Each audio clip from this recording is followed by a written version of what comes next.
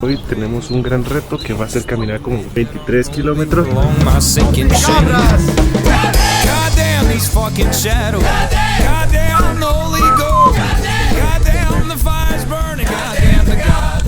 Esta es la zona de derrumbe. Nos contó un guía. Varios vieron unas luces unos días antes de que se derrumbara toda esta parte. Sabe si será verdad, sabe si serán extraterrestres. Lo que es un hecho es que se derrumbó. Posiblemente los luces serán otra cosa, ¿no?